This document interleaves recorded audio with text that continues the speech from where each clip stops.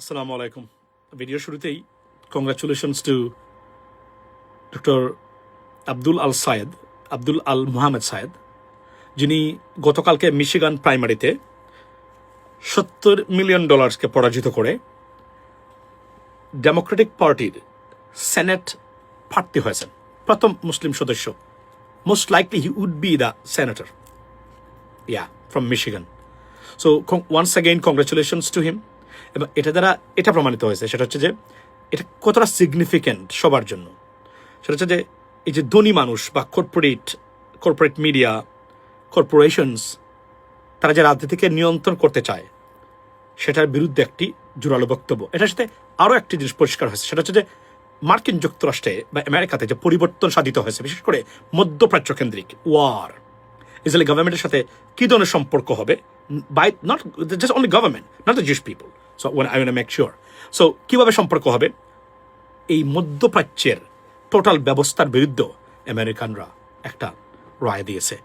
It is significant, it is historical, it is something that no one believed or even thought about it, ladies and gentlemen. So this is something, it has implications not only in the United States but also around the world. বাংলাদেশও এটা আছে, এটা অন্য লেভেলের খেলা, আপনি বুঝবেন। এবং এটা দ্বারা এমন একটা জিনিস প্রতিষ্ঠিত হয়েছে, নতুন পৃথিবী, আমেরিকার রাজনীতির নতুনত্ব যেটা, সেটাকে রেকটিফিকেশন করা হয়েছে গতকালকে, ভেরিফিকেশন করা হয়েছে, সার্টিফাইড করা হয়েছে, অ্যাপ্রুভ দেওয়া হয়েছে, অ্যাকসেপ্ট করা হয়েছে। This is a moment to enjoy not only for Americans but people from around the world, যারা যুদ্ধের বিপক্ষে, যারা গণহত্যার বিরুদ্ধে, যারা শান্তির পক্ষে আছেন, তাদের জন্য। Ladies and gentleman, once again congratulations to doctor Al Sayed. Michigan university থেকে আপনার এই পাশ করা, ডক্টরেট ডিগ্রি পাশ করা, তারপরে পিএইচডি করেছেন উনি আপনার এই অক্সফোর্ড থেকে, রাইট? এবং অক্সফোর্ড থেকে উনি গ্রাজুয়েট হয়েছিলেন। এবং সেই ব্যক্তি, যিনি একজন চিকিৎসক, উনি নির্বাচিত হয়েছেন। এটা দ্বারা প্রমাণ হয় যে গণতন্ত্র ঠিক থাকলে যখন যোগ্য প্রার্থী চ্যালেঞ্জ করতে পারে, যখন ব্যঙ্গে যাওয়া, পচে গলে দুর্গন্ধ বের হওয়া ব্যবস্থাকে। কেন এটা বাংলাদেশের জন্য গুরুত্বপূর্ণ? এই কারণে সেটা প্রমাণ করেছে, ভোট দেওয়া এবং ভোট গণনা করে হিসাব বের করার নিশ্চয়তা থাকলে পরিবর্তন আসবেই।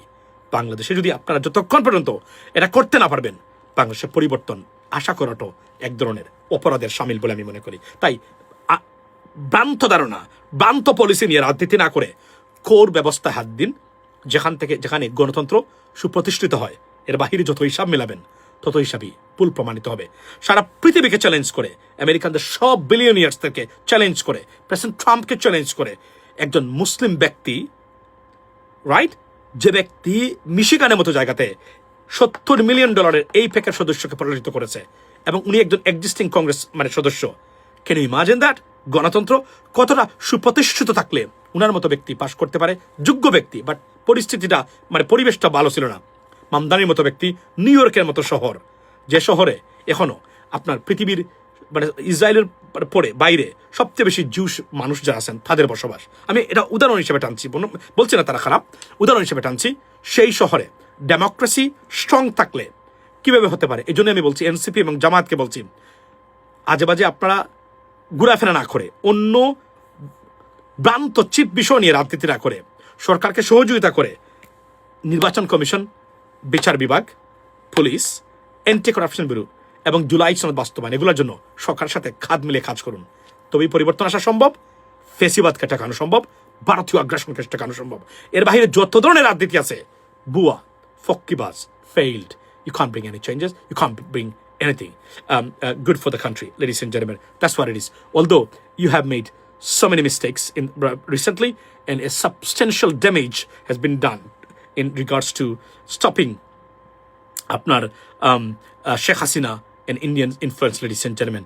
But এখনো মনে করি, wake up. There is still time to go. You can fix lots of stuff. That's what it is. Assalamu alaikum.